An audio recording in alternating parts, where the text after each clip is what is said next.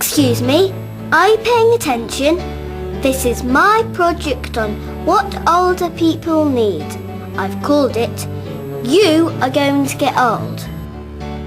First I went to the Age Concerned website and found out that older people need lots of things. Well, they need to be taken seriously for a start, because there are over 10 million older people in the UK. That's a lot of people. I telephoned the people at Age Concern who suggested I visit a few older people myself. This was quite an eye-opener.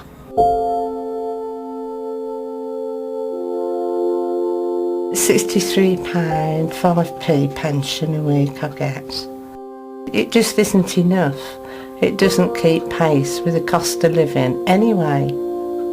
As fast as they give you a little bit extra, you're paying out more in the shops. I don't feel that my country is rewarding pensioners like they should, because we paid into the pension, we're not asking for charity. I get all my clothes now from the second-hand shop. You always go for the cheap stuff in the shops, and it isn't always as nice as what you've had before you retired. All my money goes on my bills and my food. I've got nothing left. When you see that bill come through the door, you're always wondering, have I got enough? I'd like to be able to afford to go out for a meal, have a steak.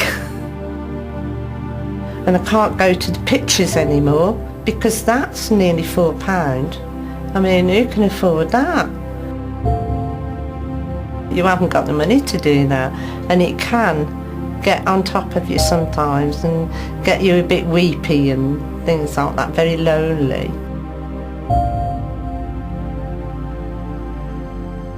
The old people cannot afford the proper food, proper clothing, transport. The rich peoples are getting more richer, the older peoples are getting more poorer. So this gap is increasing.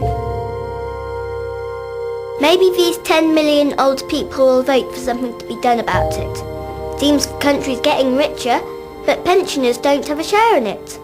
As it says here, end the scandal of pensioner poverty.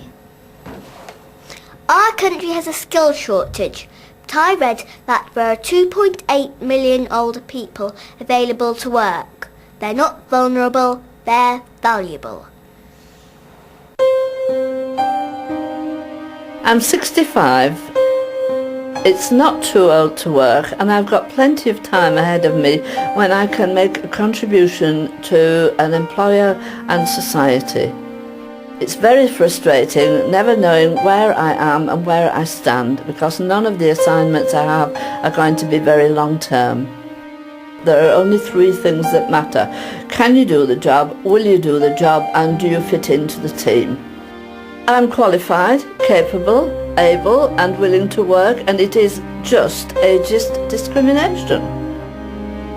People are willing to go out and retrain, provided the opportunities and the kind of attitudes are there in society. It's ironic. I can't get a job now because I'm too young, and I won't be able to get a job when I'm old. Is that good for the country? Doesn't sound very good for me. You should end discrimination against older people, by law.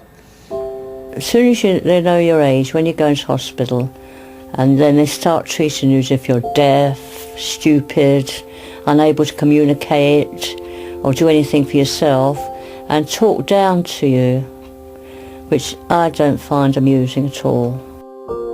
Because I was old, the doctors didn't want to do this wrist that I broke, didn't want to know about it, just patch it up and go home and sort of get on with it. It should be made law that whatever age you are, you should get the treatments you need and the treatments you deserve. It's strange. I went to hospital and everything was brilliant. It seems that I get better treatment than older people when I go to hospital. So it's that discrimination too. So end ageism against older people in the NHS and public services. Then I found out about paying for long-term care.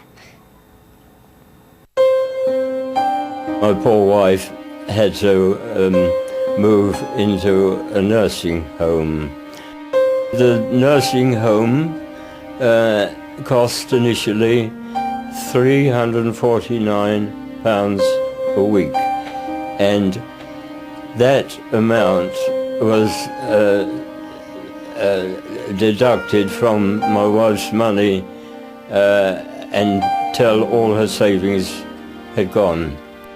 All our working lives we were contributing to a health scheme that we thought would cover us, and it has not done so. We served the country well in war, and we should have been treated better. You see, it's not fair. Can't they end charges for those who need long-term care? Please. Of course, lots of older people can live active, happy lives, full of